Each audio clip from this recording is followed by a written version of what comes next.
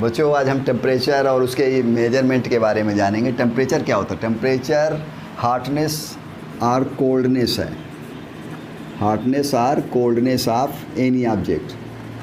ठीक, कोई object hot है या कोल्ड है, उसके जो हम मेजर करेंगे उसकी जो डिग्री होगी, है ना, डिग्री ऑफ हार्डनेस और कोल्डनेस जो होता है वो टेम्परेचर कहलाता है। जैसे पानी के दो बर्तन में हम पानी रखे हुए हैं और एक में जो, तो उनके जो टेम्परेचर हैं अलग अलग हैं। तो इसमें यदि हम अपने हाथ को डिप करें, हाथ है यदि इसमें डुबोएं, तो यदि हॉट और कोल्ड की जो बात है, यदि कौन सा वाटर हॉट है या कौन सा कोल्ड है, ये हम हाथ लगा करके जान सकते हैं कि हाँ ये गर्म है या ये ठंडा है।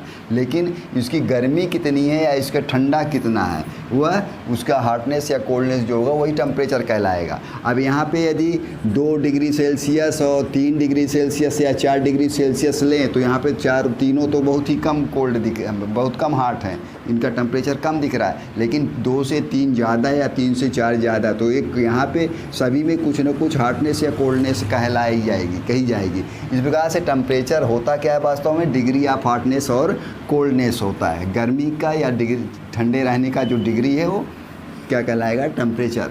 अब इसके बाद हम इसके मेजरमेंट की बात करें तो टेम्परेचर को मेजर करने के लिए 3 स्केल यूज में आते हैं, सेल्सियस, डिग्री सेल्सियस, केल्विन और फ़ारेनहाइट। ठीक, ये 3 से जो तो मेजरमेंट के लिए 3 स्केल काम में लिए जाते हैं। सेल्सियस जो होता है 0 डिग्री सेल्सियस से 100 डिग्री सेल्सियस तक का, उस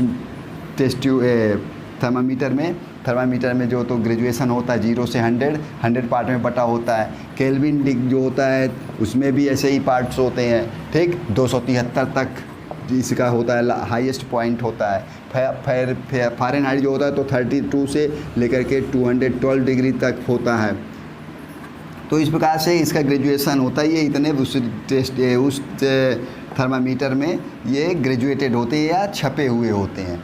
तो ठीक, तो इसका मेजरमेंट का सेल्सियस के द्वारा, केल्विन के द्वारा या फ़ारेनहाइट के द्वारा हम करते हैं। इन तीनों को कन्वर्ट करने का, बेसिकली कैसे करेंगे इसके बारे में ये वीडियो था।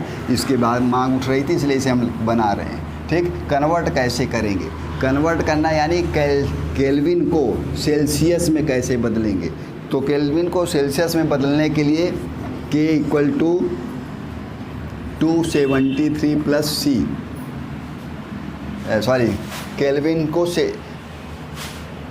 केल्विन टू सेल्सियस में बदलना है। उल्टा लिख रहे हैं सर, सेल्सियस में बदलना है, मतलब K - 273।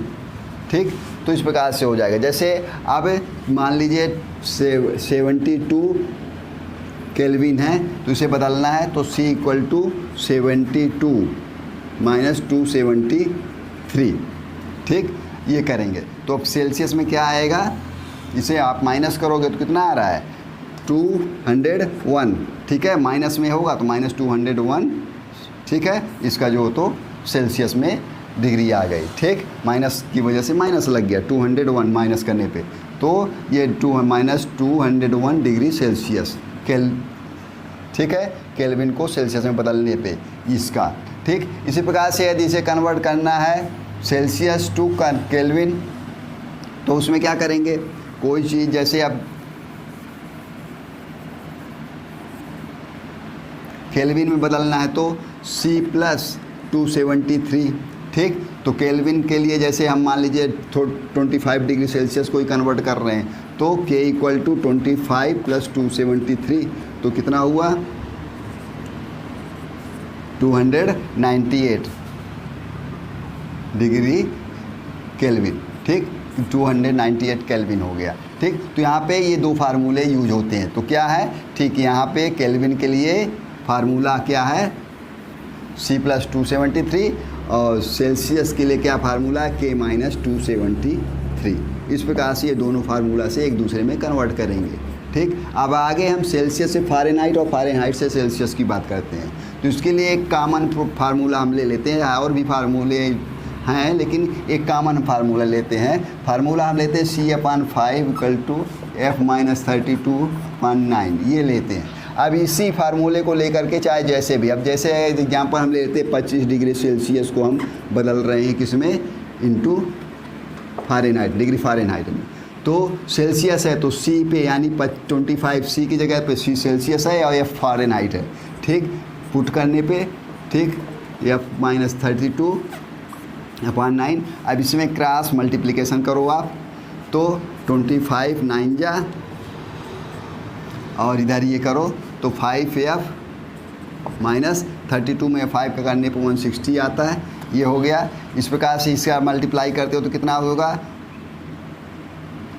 225 आएगा, और इधर करते हैं आप तो ये क्या हुआ 5F है और ये 5F -160, ठीक है। अब 5F को कॉमन लिए तो क्या हुआ 225 माइनस से प्लस हो गया 160 और ऐड कर लिए 5F इक्वल टू क्या आया, ये 385, ठीक, 385 आया।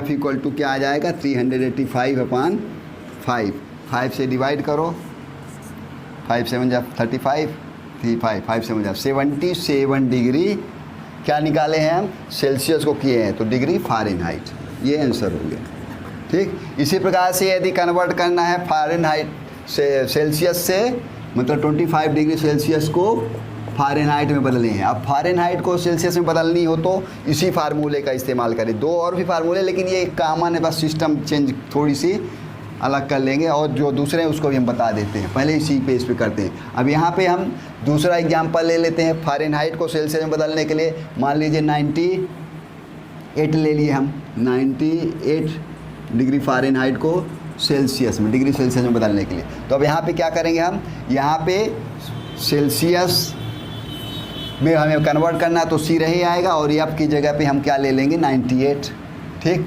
98 हुआ। ये इस प्रकार से अब इसे फिर वही मल्टीप्लाई आपको करना है, तो क्या आएगा ये, जब हम मल्टीप्लाई करेंगे तो 9C इक्वल टू, अब इसमें 98 में 32 का 5 मल्टीप्लाई ही होगा 98 माइनस 32, ठीक। तो 9C इक्वल टू, अब ये माइनस करने पे क्या आता है 5, और ये कितना आएगा 6 और 6 66, ठीक, 66, ठीक, 66। इसका मल्टीप्लाई करने पे क्या आता है 9C इक्वल टू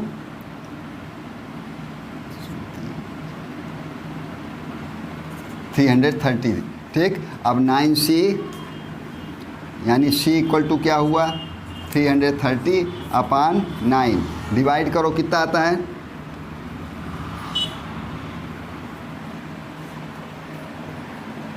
9 3 जा